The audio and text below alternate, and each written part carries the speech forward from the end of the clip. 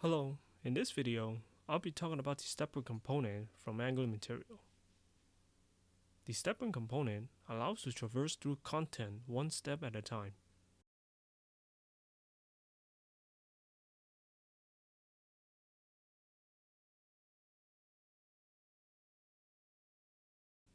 There are two variants to the stepper, the horizontal stepper and the vertical stepper.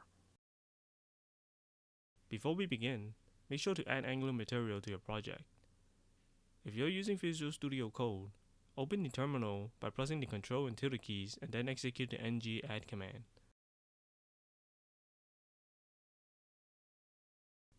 Select a theme, set up a typography, and enable Angular animations.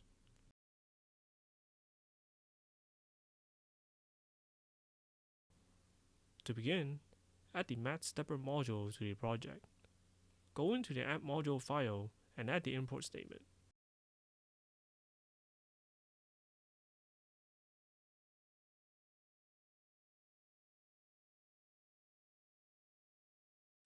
Then add it to the app.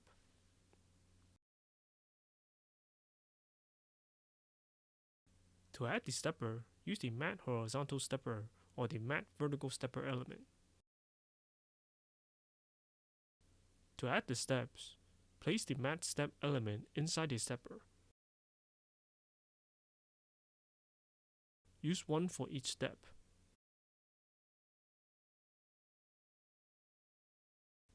To label the steps, set the label attribute with some text.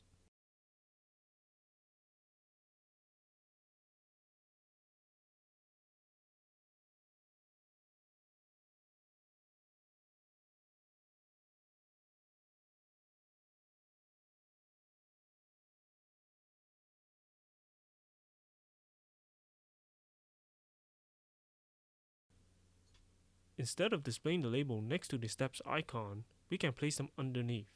Apply the labelPosition attribute to the stepper and set it to bottom.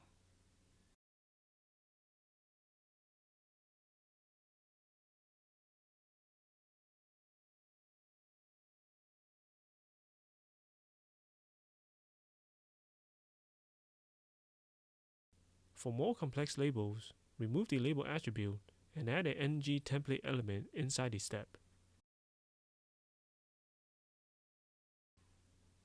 Then apply the matStepLabel property.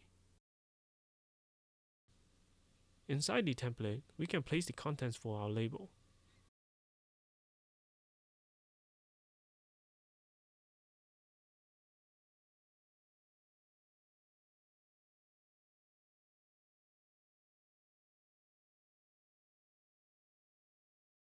To add content for each step, place your code inside the step element as you would do for a div element.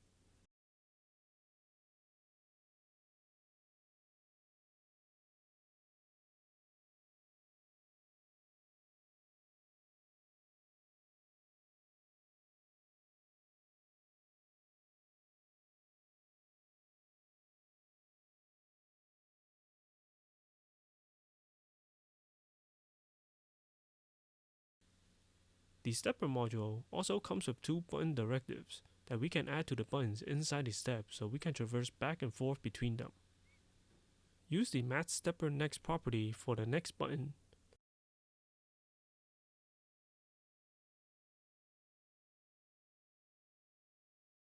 and the matStepperPrevious property for the back button.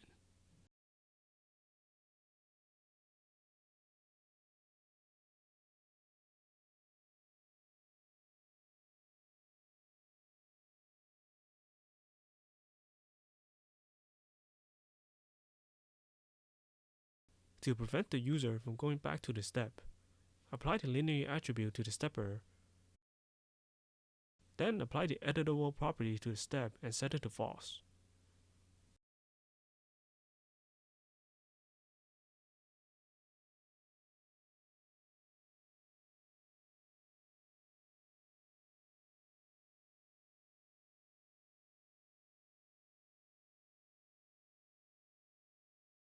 To prevent the user from going forward until the step is completed, apply the completed property to the step and set it to false.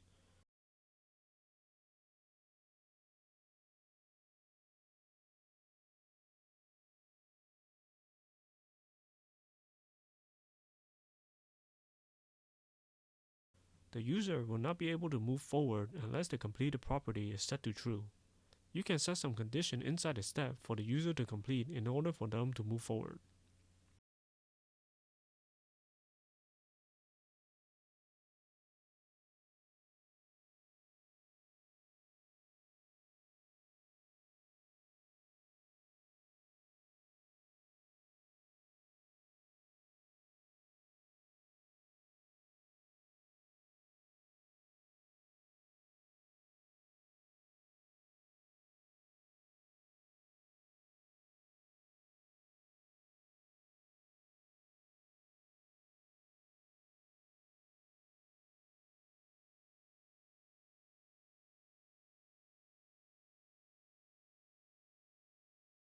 Alternatively, if you're familiar with the form group validation, you can use that as well.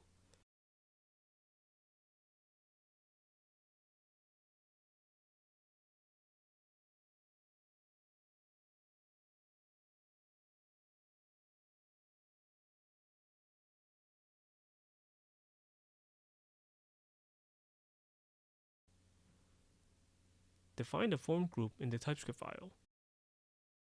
Import form builder, form group, and validators from Angular Forms.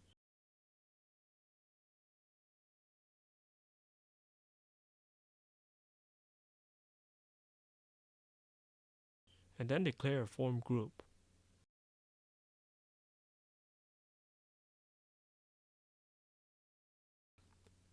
Inject the form builder in the constructor and create the group.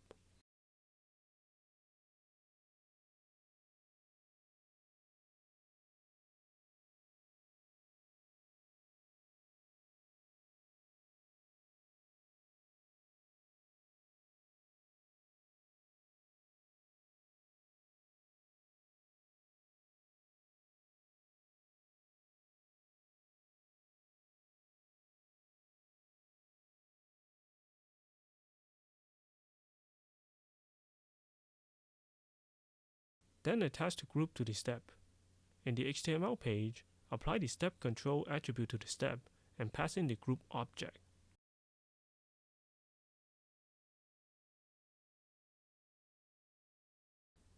Wrap all the contents inside the step with a form element and set the form group attribute to the form group as well.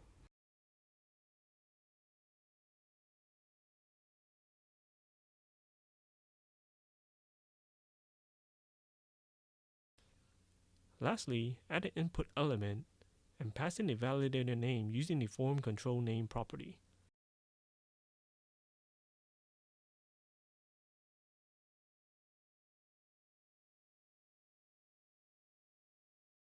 This will prevent the user from moving to the next step unless they meet the requirements based on the form group.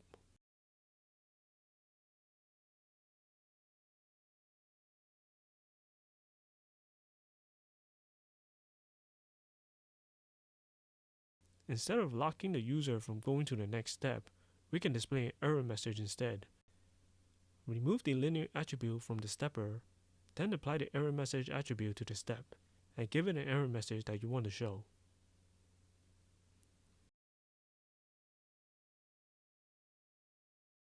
Then go into the TypeScript file and configure the stepper to show errors.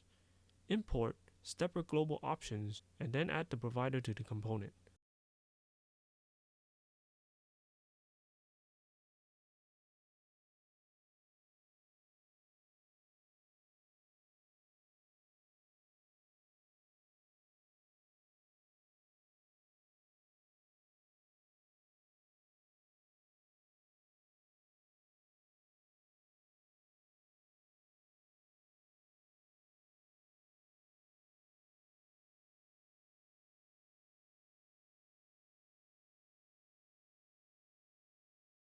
This will enable us to show errors if the user fails to meet the requirements.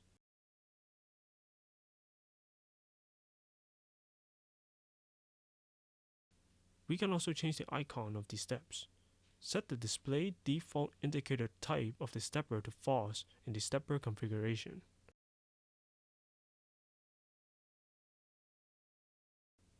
Then create a template to replace the icon using the ng template element. Then apply the matStepperIcon attribute to it and give it a name.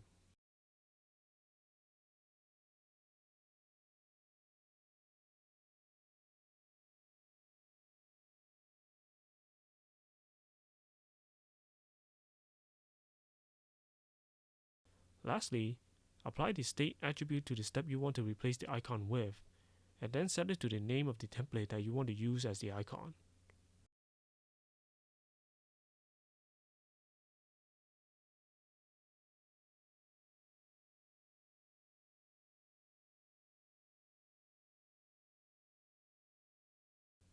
That's all for the stepper. If you find this video helpful, please give it a like, share, and subscribe to support the channel.